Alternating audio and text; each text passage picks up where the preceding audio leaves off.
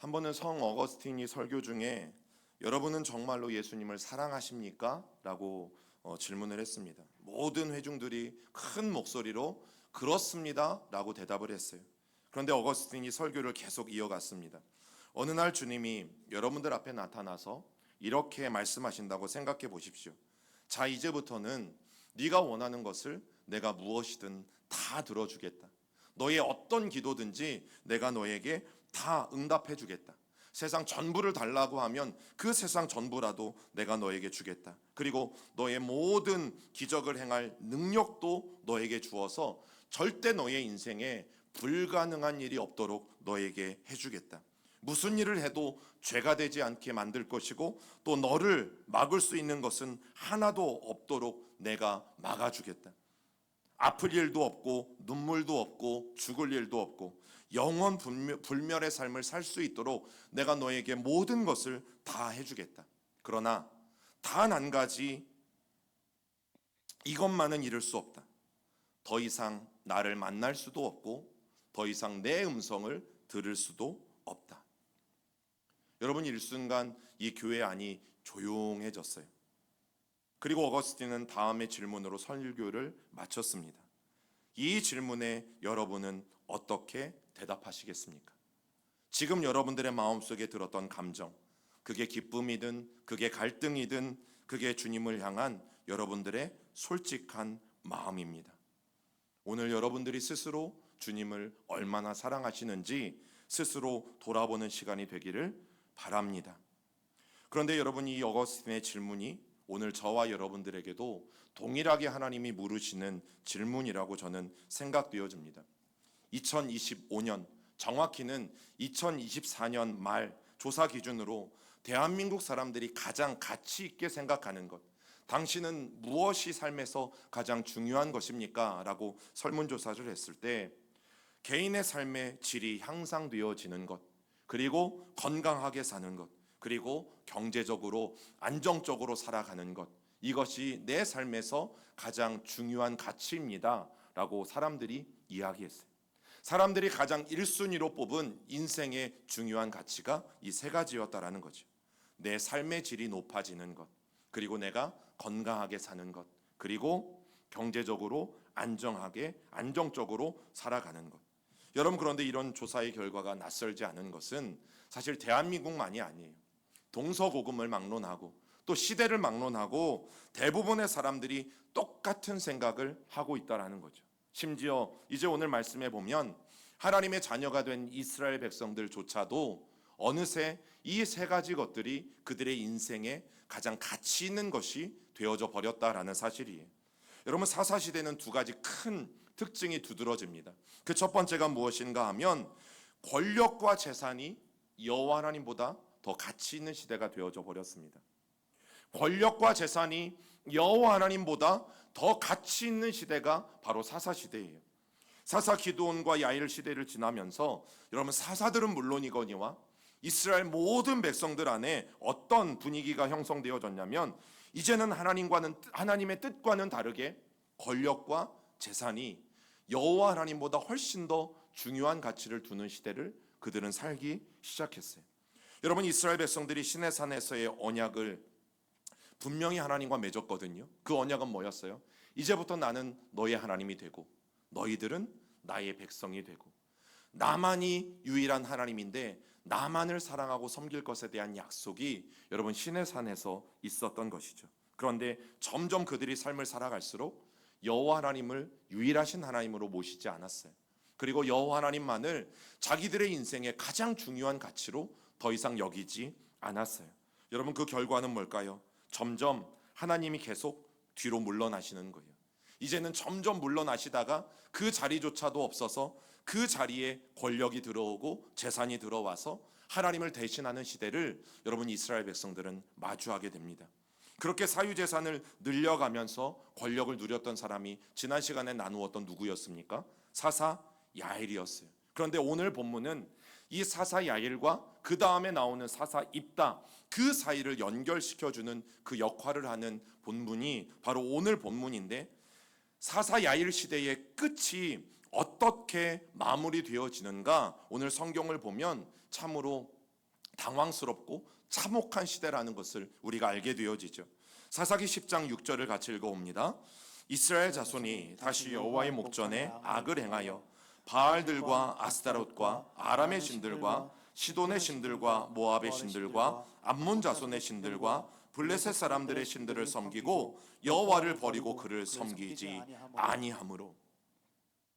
여러분, 그동안 가나안 땅에서 언급되어지지 않은 수많은 신들이 등장하기 시작해요.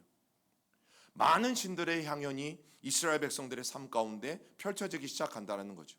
그동안에는 바알과 아세라가 전부였어요. 그런데 이제는 바알과 아세라만이 아니라 숱한 나머지 신들이 등장을 해요. 아스다롯, 아람, 그리고 시돈 신들, 모압 신들, 암몬 신들, 심지어 블레셋 사람의 신들까지 섬겼다라고 말해요. 그런데 성경은 모두가 복수로 되어져 있어요. 단순히 바알의 신이 아니에요. 바알의 신들, 아스다롯의 신들. 그러면 도대체 얼마나 많은 신들을 이스라엘 백성들이 그들의 삶 가운데 들여오고 함께 살아가고 있는지 여러분, 우리는 상상조차 할 수가 없어요. 이렇게 많은 신들을 섬겼다는 이 고발에는 여러분, 분명한 하나님의 의도가 담겨져 있는 것을 우리는 알게 되어지죠. 가만히 생각해 보면 사사 야엘이 처음부터 그러진 않았을 거예요. 사사 야엘이 처음 하나님께 부름 받았을 때 정말 순수한 마음으로, 또 정말 순결한 마음으로 하나님의 부르심에 아멘해서 여러분, 그는 사사가 되었을 거예요. 그리고 처음에는 누구보다도 더 정직하고 더 순결하고 또 더 정결하게 그 사사의 역할을 잘 감당했던 사람이 사사 야엘이었을 거예요. 그런데 문제가 뭐예요? 높은 지위를 경험해요. 그리고 권력을 맛보기 시작해요. 권력을 맛보면서 이제는 권력이 가져다주는 여러분, 그런 경제적인 부유함을 누리면서 점점 변질되어져 갔을 것이라는 생각을 저는 해보게 되어져요. 그럼 야일이 사사로 이스라엘 백성들의 재판관으로 있을 때, 최고의 의사 결정자로 있을 때 여러분, 어떻게 더 많은 부를 획득하기 위해서 어떠한 일들을 했었을까? 성경은 우리에게 정확하게 기록해주고 있지는 않지만 오늘 읽었던 10장 6절 말씀을 보면 그 실마리를 찾을 수가 있어요. 여러분, 경제적인 면으로 본다면 이 고대 성경시대의 제사장이나 아니면 권력자들이 돈을 버는 가장 좋은 방법 중에 하나가 제사입니다. 그런데 제사가 많으면 많을수록 성전이나 제사를 드리는 장소에 더 많은 돈들이 흘러 들어올 수밖에 없는 구조를 갖게 되어지는 거죠. 여러분, 세상적으로 말하면 제사가 많으면 돈벌이가 좋아요. 제사가 많으면 장사가 잘 돼요. 자, 그런데 신들의 숫자가 이제 많다고 생각해 보세요. 여호와 하나님 한 분만 섬길 때는 여러분, 율법에 정한 매일매일의 상번제가 한 번씩 있었어요. 그리고 몇 번의 추가적인 제사들이 있었을 뿐이에요. 그런데 이제 신들이 많아졌어요. 여러분, 이 신들이 몇 개인 줄 알아요? 7개예요. 그 7개의 신들을 이들은 섬기게 되어지는데 여러분, 지역만 7개이지 성경이 신들이라고 말하니까 곱하기 7을 하면 얼마나 많은 신들의 제사를 위한 이 제사가 이곳에서 드려졌을지 상상이 가지 않는 거죠. 여러분, 신들의 숫자가 많아지면 얘기가 달라지죠. 그 많은 신들에게 하루에 한 번씩만 제물을 바친다고 해도 여호와 하나님 한 분께만 드릴 때와 비교해 보면 적어도 20배 이상의 물질들이, 재물들이 이 제사장과 권력자들에게 흘러 들어올 수밖에 없는 구조가 여러분, 당시의 구조였어요. 그런데 더 많은 돈을 맛보면 맛볼수록 어떤 일들이 일어나냐면 제일을 맡은 종교 지도자들과 권력 가운데 있는 이 정치 지도자들이 어떻게 해요? 결탁하는 일들이 생기는 거죠. 서로가 서로의 어떤 이익을 봐주면서, 서로가 서로의 필요를 채워주면서 이 종교 지도자들과 정치 지도자들이 결탁하는 일들이 벌어질 수밖에 없는 거예요. 여러분, 그런데 그것이 사람의 욕심이에요. 문제가 뭐냐면 어느새 이스라엘이라는 공동체가, 이 공동체를 영적으로 제대로 이끌어가야 될 사사들이 이제는 여호와 하나님 한 분만을 온전히 섬기는 것이 아니라 이 사사들이 앞장서서 경제적인 부와 그 권력을 얻기 위해서 어떤 일들을 하는 겁니까? 이방 신들을 이용해서 여러분, 이교도들처럼 변질되어져 가고 있는 모습을 오늘 성경이 우리에게 분명히 보여주고 있는 것이죠. 지도자들이 이러면 여러분, 백성들은 어떻겠어요? 지도자들이 이렇게 막 나가면 영적인 지도자들이 하나님 앞에 깨어 있지 못하고 여러분 이렇게 잘못 가는 일들이 생기면 그 밑에 통치를 받는 백성들은 어떤 일들이 생기겠냔 말이죠. 여러분 잘못된 동기로 백성들은 고통을 받을 수밖에 없어요. 사사 야일의 때가 바로 그러한 때였고 야일의 시대를 이어갈 사사 입다의 때는 이런 상황들이 절정에 치달으는 그런 악하고 또 부정부패가 심한 세대를 그들은 살아가고 있음을 성경은 우리에게 말해주고 있는 거죠. 여러분 그런데 신들의 이 이름들을 자세히 보면 바알, 아스타롯, 아람의 신들, 시돈의 신들, 모압의 신들, 암몬의 신들, 블레셋 사람의 신들, 신들의 이름을 명확하게 말해주진 않고 이 지역과 나라들의 신들이라고 말해줘요. 그런데 지도를 보시면 우리가 더 쉽게 이해할 수가 있어요. 여러분 저 빨간 동그라미라고 표시된 곳이 바로 이스라엘 사람들이 살아가고 있는 각 지파들의 경계예요. 가장 위에는 페니키아 연합, 그리고 모압, 암몬, 그리고 블레셋, 그리고 이 신들의 이름들을 보면 이스라엘 백성들의 지파와 이렇게 옆에 접해 있는 모습들을 우리는 분명히 보게 되어지죠. 여러분 단지 야일이 있었던 길르앗 땅, 즉 갓 지파만의 문제가 아니라는 것을 오늘 성경이 우리에게 보여줘요. 북쪽으로는 페니키아 지역, 또 아람과 시돈, 그리고 오른쪽에는 모압, 암몬, 그리고 서쪽에는 여러분 블레셋을 경계로 두고 있는 이 이스라엘 백성들의 전 지역에서 어떤 일이 벌어지는 거예요? 저 신들을 섬기는 일들이 벌어지고 있다라는 거죠. 여러분 이스라엘 백성들은 분명히 시내산에서 약속했어요. 광야에서도 또 약속했어요. 느보산에서 모세가 죽기 전에 또 약속했어요. 여호수아가 죽기 전에 또 세겜에서 약속했어요. 무슨 약속을 했어요? 나와 내 집은 여호와만을 섬기겠다고. 나와 우리 집은 오직 여호와 하나님 한 분만을 섬기겠다고. 여러분 그들은 출애굽할 때부터 가나안 땅에 들어와서 모든 땅을 분배받을 때까지 수도 없이 약속하고 또 약속했어요. 그런데 결국 오늘 말씀에 보면 그 하나님과의 약속을 지키지 않아요. 그 하나님과의 약속을 이행하지 않아요. 그럼 오늘 나는 하나님과 맺었던 그 약속들을 얼만큼이나 잘 지키고 있는가? 오늘 나는 하나님과 했던 그 결단들을 얼만큼이나 잘 지키며 이행하고 있는가? 그리고 권력과 재산보다 나도 하나님을 더 가치 있게 여기고 있는가? 아니면 하나님 외에 다른 어떤 것들을 나는 더 가치 있게 여기며 오늘을 살아가고 있는 건 아닌가? 여러분 세상과 비교할 수 없는 가치를 지니신 하나님을 사랑하고 하나님이 우리에게 주신 이 말씀을 어떻게든 지켜내면서 나는 오늘도 살아가고 있는가? 여러분 그 질문을 우리 가운데 던질 수밖에 없는 것입니다.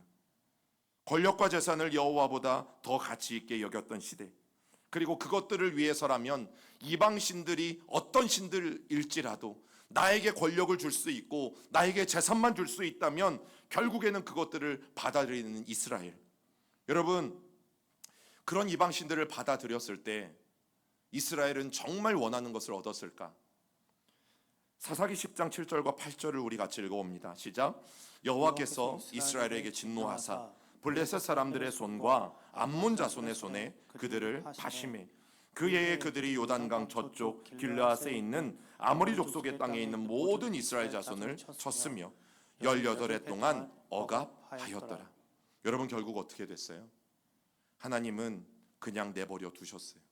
그래, 너희들이 권력과 재산을 더 가치 있게 여기고 그래서 너희들이 이방신들의 손을 잡고 그들을 사랑하고 그들에게 제사를 드린다면 그래, 나는 그냥 그들에게 너희가 억압당하도록 내버려 두겠다라고 하나님이 말씀하셨어요. 여러분 그런 지도자들의 타락의 결과는 오롯이 백성들의 모습이라는 것을, 몫이라는 것을 우리가 다시 한번 알게 되어져요. 그때나 지금이나 마찬가지인 거죠.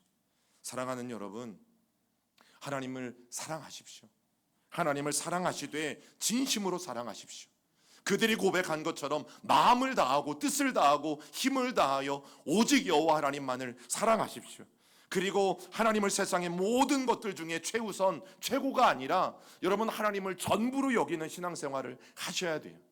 그러지 않으면 우리도 이스라엘 백성들과 똑같이 여러분, 점점점 하나님이 순위에서 밀려날 수밖에 없어요. 여러분, 우리가 하나님을 1순위라고 여기는 순간 여러분 2순위도 있고 3순위도 있는 거예요. 그러면 우리도 우리가 모르는 사이에 어느덧 하나님을 순위 밖으로 점점점 밀어낼 수밖에 없어요. 그러나 하나님이 오늘 저와 여러분들의 신앙의 전부가 되신다면, 하나님이 저와 여러분들의 모든 것이 되신다면, 여러분 절대 하나님이 우리의 신앙과 인생에서 물러나실 일은 없을 것이라는 사실이죠.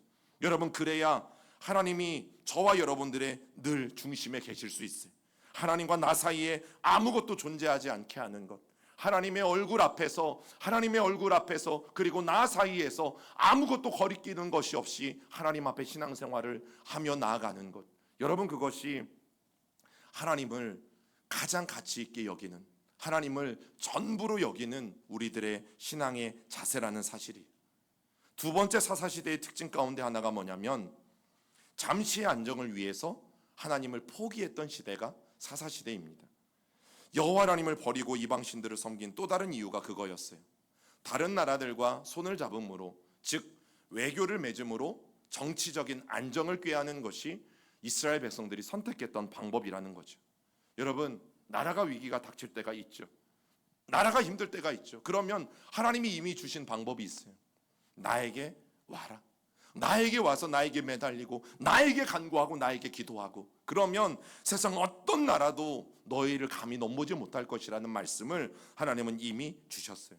그런데 이스라엘 백성들은 가만히 주변 나라를 보니까 그게 아닌 거죠. 조금 힘이 있어 보이는 나라들과 손을 잡기 시작했고, 그것을 통해서 정치적인 안정을 꾀하려고 했던 거예요. 여러분, 국제 정치에서 살아남기 위해서 다른 나라와 외교 관계를 수립하는 것, 오늘날도 많이 하고 있는 일들이에요. 그 나라와 돈독한 관계를 갖기 위해서, 그런데 당시에 일반적으로 해야 됐던 방법이 뭐냐면, 그 나라의 신을 우리나라로 가져와야 되는 거예요. 그것도 단순히 가져오는 것이 아니라 이 예루살렘 성전에 그 나라의 신, 바알이든 아스다롯이든 몰렉이든 어떤 신이든 그 여호와의 성전에 그 신의 우상들을 같이 가져다 놓고 하나님을 예배하는 것만이 아니라 바알에게도 예배해야 하고 또 아세라에게도 예배를 드려야 되는 것이, 여러분 그게 국제 외교 관계를 형성하는 방법이에요. 그러면 단순히 악수하고 단순히 도장 찍고 사인하고 끝나는 것이 아니라는 것을 알아야 되죠. 여러분, 어쩌면 이스라엘 백성들이 처음에는 그랬을지 몰라요. 야, 이거 우리 흉내만 내자. 우리는 하나님을 섬기는 하나님의 백성들이야. 그리고 우리에게 살아계신 하나님은 여호와 하나님 한 분뿐이야. 바알과 아세라를 하나님의 성전에 들여놓는 것, 이거 흉내만 내는 거야. 우리 그냥 갖다만 놓고 예배를 드리는 척하자. 그 이방 나라들이 볼 때 저들이 진심으로 우리의 신들도 존중히 여기는구나, 이렇게 보여주기만 하자. 여러분, 처음에는 그런 마음이었을 것이. 그런데 문제가 뭐예요? 그런 것들 때문에 이득을 보는 사람들이 생겨나게 되잖아요. 그런 것들 때문에 장사를 하는 사람들이 생겨나기 시작하죠. 그러면 처음에는 어쩌면 요식행위로 시작했던 것들이 이제는 이득을 극대화하려는 사람들 때문에, 여러분 그것이 진짜로 바뀌게 되어지는 거예요. 그게 이스라엘 백성들의 역사예요. 그때부터 이스라엘 백성들은 형식적으로가 아니라 진심으로 바알을 사랑하고 진심으로 아세라를 사랑하고 진심으로 이 7개의 신들을 사랑하는 일들이 여러분 이들 가운데 일어나게 되어진 거죠. 또 이방 나라들이 그런 것처럼 특별한 상황과 장소에서 어떤 역할을 담당하는 신들이 있는 것처럼 그들이 착각하는 일들이 일어나기 시작했어요. 어느새 이스라엘 백성들은 새카맣게 잊어버렸어요. 신명기 6장 4절의 말씀, 하나님만이 우리의 하나님이시다. 그리고 여호와만이 유일하신 하나님이시다. 여러분, 이 사실을 잊은 채 주변에 있는 나라들과 똑같이 다신, 많은 신들을 두는 나라로 변질되어져 갔다라는 거죠. 여러분, 하나님이 아브라함을 부르실 때 어떻게 부르셨어요? 많은 신들이 있었던 다신 사회에서 오직 여호와 하나님만이 유일하신 하나님이시다.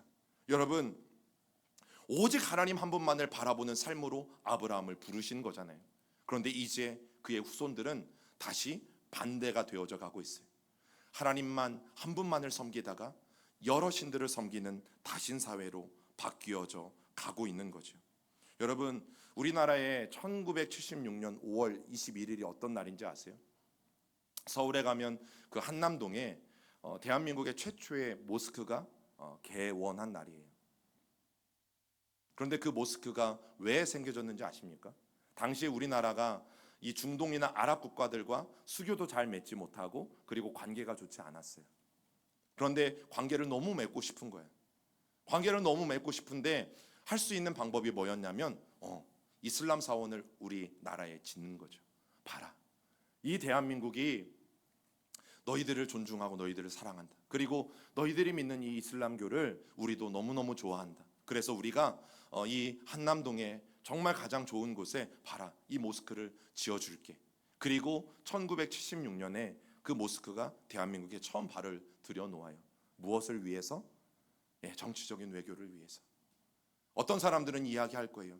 그 덕에 우리가 그 오일머니로 나라가 부강해지지 않았느냐. 어떤 사람들은 얘기할 거예요. 그걸로 말미암아 우리가 쌀이라도 한 그릇 더 먹지 않았느냐. 그러나 여러분, 경제적인 가치가 아무리 우리에게 더 높아지고 더 많은 경제적인 부분들을 유익을 주었다 할지라도 왜 그 반대는 생각하지 않아요? 그것들로 말미암아서 이 땅에 들어온 수많은 문제들에 대해서는 왜 우리는 고민하지 않고 오직 돈만 바라보면서 잘 살게 됐으면 그만 아니냐? 쌀밥 한 그릇이라도 그것 때문에 더 먹게 됐으면 그거 잘 된 것 아니냐? 라고 우리가 생각하고 말한다면 여러분, 우리가 여전히 권력과 재산을 우리의 마음에 두고 살아가는 것과 저는 별반 다르지 않다라고 분명히 생각해요. 여러분, 지도를 한 번만 더 보시면 가나안과 이스라엘 사람들이 살던 땅을 이 삥 둘러싸고 있는 저 곳곳에 당시의 강대국들의 틈바구니에서 여러분, 그들이 해야 될 일이 뭐예요? 더 하나님께 매달려야 될 일들이죠. 하나님, 저 주변에 강대국들이 저렇게 많습니다. 저 나라들 사이에 우리가 끼어서 너무너무 힘이 듭니다. 그러니 하나님이 우리를 지켜주시면 안 됩니다. 더 하나님 앞에 매달리고 하나님 앞에 간구해야 됐음에도 불구하고 여러분, 국제 외교라는 당시의 잘못된 방법으로 일시적인 안정을 추구하던 이스라엘이 이제는 드디어 한계에 도달하게 되어지는 거죠. 여러분, 세상에 공짜가 있을까요? 없을까요? 없어요. 절대 없어요. 여러분, 그들의 도움은 절대 공짜가 아니에요. 요즘도 그런 일들이 있는지 모르겠는데 몇 년 전만 해도요, 그 어르신들을 대상으로 관광버스 타보신 분들 계실까 모르겠어요. 야, 이거 여행 공짜야. 이거 타면 가서 좋은 구경도 시켜주고 밥도 공짜로 준대. 막 동네를 돌아다니면서. 그런데 이게 공짜가 아니었죠. 분명히 갈 때는 공짜로 갔어요. 그런데 이 버스에서 내리시는 어르신들의 손에는 막 온갖 의료기를 비롯해서 뭐 휴지, 뭐 쟁반, 뭐 온갖 잡다한 것들이 막 손에 들려 있는 거죠. 여러분, 그게 뭔지 아세요? 지금도 있는지 모르겠는데 지금도 있으면 가지 마세요. 공짜로 여행 시켜준다고 이렇게 태워가지고 어디 뭐 구경은요 잠시 하지도 않아요. 뭐 파는 데 가는 거예요. 이상한 데 파는 데. 그리고 그곳에 가서 한 2-3시간 동안 설명 듣게 하는 거죠. 그러면 또 한국 사람들의 특징이 있어요. 너무 착해가지고 밥도 공짜로 먹었고 차도 공짜로 타고 구경도 공짜로 했는데 저 물건을 사야 돼요? 안 사야 돼요?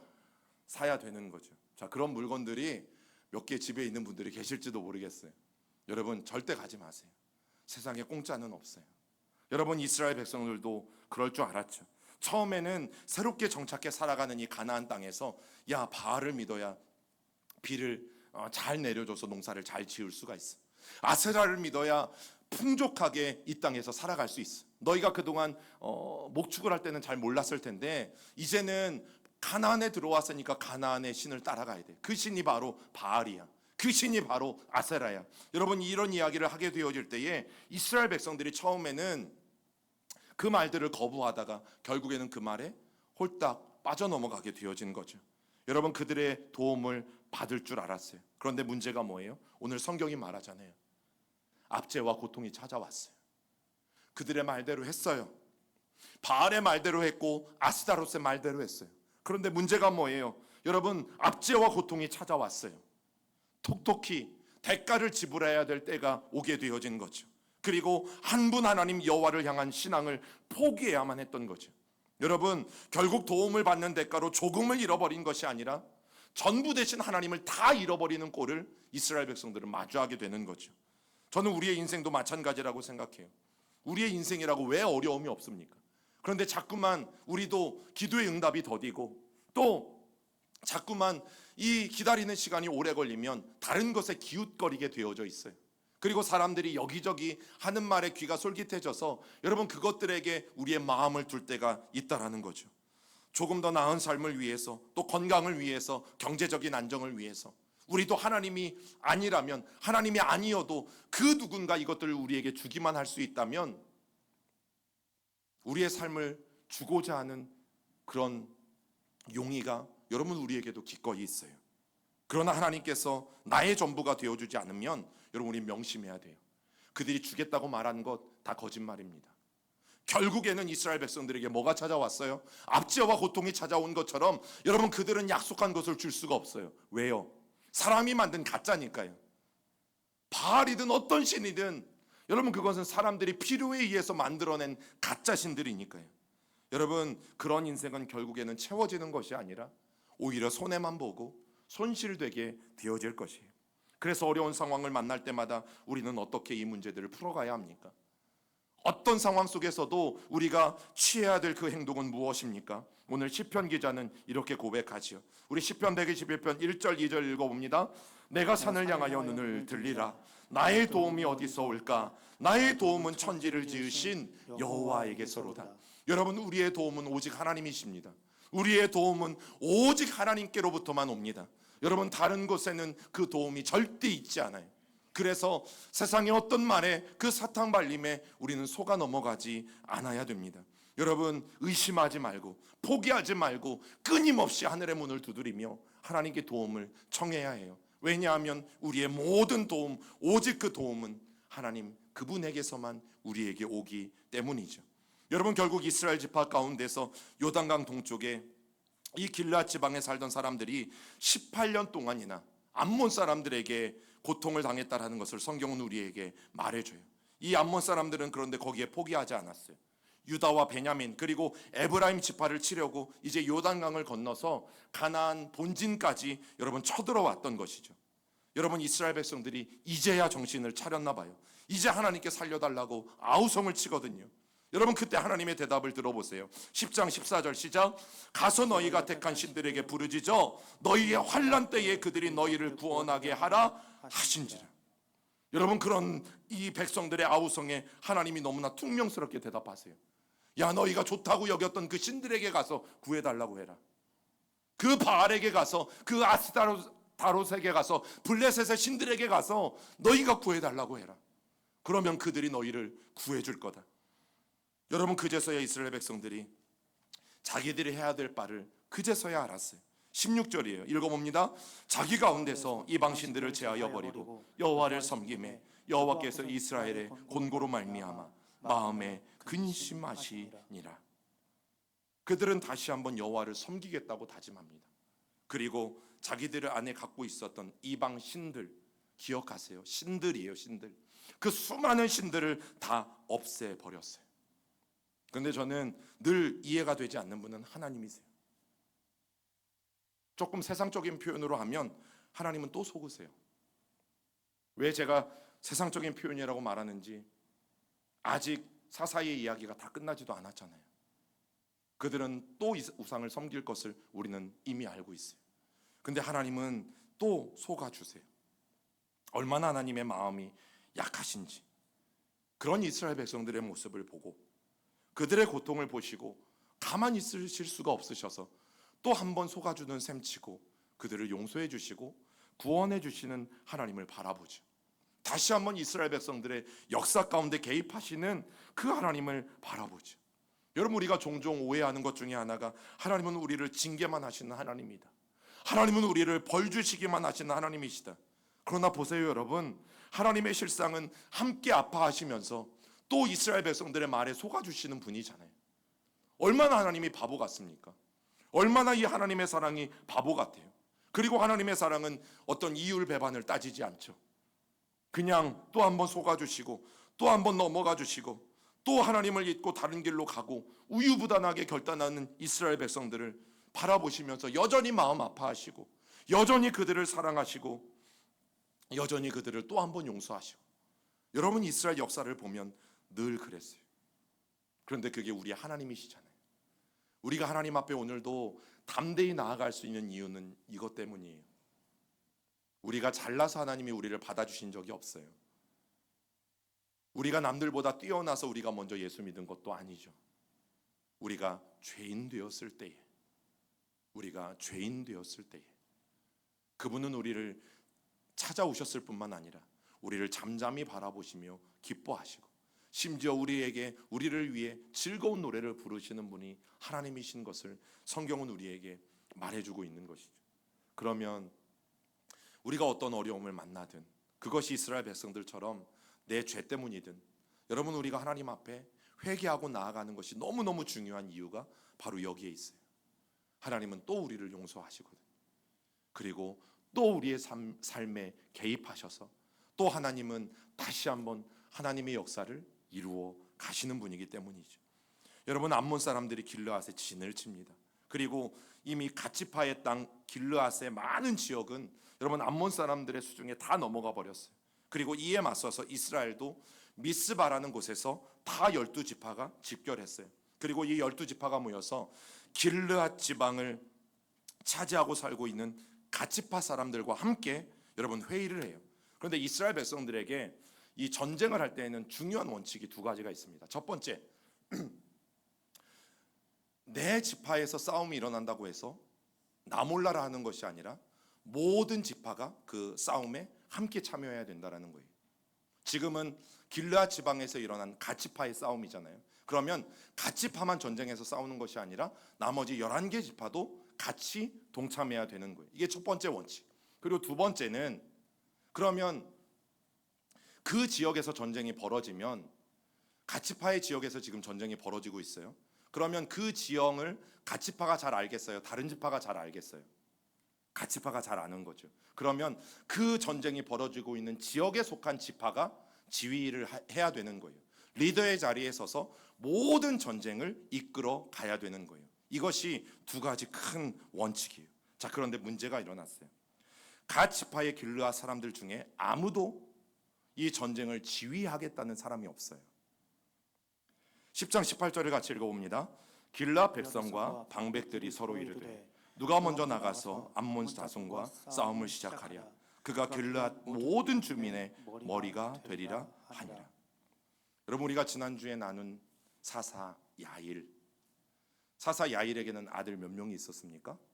30명이 있었고, 그 길르앗 땅 가운데 있는 30개의 성읍의 모든 책임을, 우두머리를 누가 차지하고 있었어요? 야일의 아들들이 차지하고 있었어요. 자, 아직 이 길르앗 땅에는 야일과 야일의 아들들이 살아있을 때예요. 그들이 통치하던 때예요. 그런데 도대체 이들이 다 어디에 간 겁니까? 자기 지파 땅에서 벌어지는 전쟁에서 자기 지파 중에 한 사람이 전쟁의 리더로, 지휘관이 되어서 이 전쟁을 이끌어 가야 되는데, 오늘 길르앗 백성과 방백들이 서로 이르되 누가 먼저, 이거는 12지파에게 다 얘기하는 거예요. 누가 먼저 이 지파의 리더가 되어서 이 전쟁을 이끌 사람이 누가 있느냐? 여러분, 적어도 사사인 아버지 야일 아래에서 이 길르앗의 30성읍을 다 차지했던 이 야곱의 30명의 아들들이 다 어디에 갔냐고요? 이익이 되는 일, 돈 버는 일, 권력 잡는 일에는 가장 먼저 앞서서 그 성읍을 차지했던 이 아들들, 그 아들들은 다 어디에 갔냐고요? 아무리 외쳐도 나오지 않아요. 30명 중에 단 한 명도 나오지 않아요. 질 것이 분명한 전쟁이기 때문에 그랬던 것입니까? 성읍에서 자기들의 이권을 챙기고 권력을 누리고 성읍을 챙기는 일에는 가장 먼저 앞서고 가장 혈안이 되어 있고, 그랬던 그들이 정작 하나님의 이름으로 나가야 되는 이 전쟁에서는 목숨을 내놓아야 할 때는 슬쩍 뒤로 빠지는 모습, 여러분 어떻게 이해해야 할까요? 그래서 미스바에 모인 이스라엘 사람들과 길르앗 사람들이 그렇게 말하고 있는 거예요. 전쟁에 나가 싸워 이기면이 아니라요, 전쟁에 나가서 너희가 앞장서서 이 민족들을 이끌기만 해도 우리가 가치파의 우두머리로 당신을 세우겠다. 히브리서 10장 38절과 39절이 이렇게 말합니다. 읽어봅니다. 나의 의인은 믿음으로 말미암아 살리라. 또한 뒤로 물러가면 내 마음이 그를 기뻐하지 아니하리라 하셨느니라. 우리는 뒤로 물러가 멸망할 자가 아니요 오직 영혼을 구원함에 이르는 믿음을 가진 자니라. 위기의 때에, 절망의 때에, 어려운 때에 나설 수 있는 사람, 정말 하나님의 나라와 하나님의 교회에 도움이 필요할 때에 내가 여기 있습니다 하고 나설 수 있는 사람. 여러분, 성경은 믿음은 뒤로 물러서지 않는 것이라고 말해요. 어려움을 만나더라도 뒤로 물러가지 않는 것이라고 말해요. 여러분, 성경은 그것을 믿음이라고 말해요. 여러분, 내게 주어준 자리요, 직분이요, 지키세요.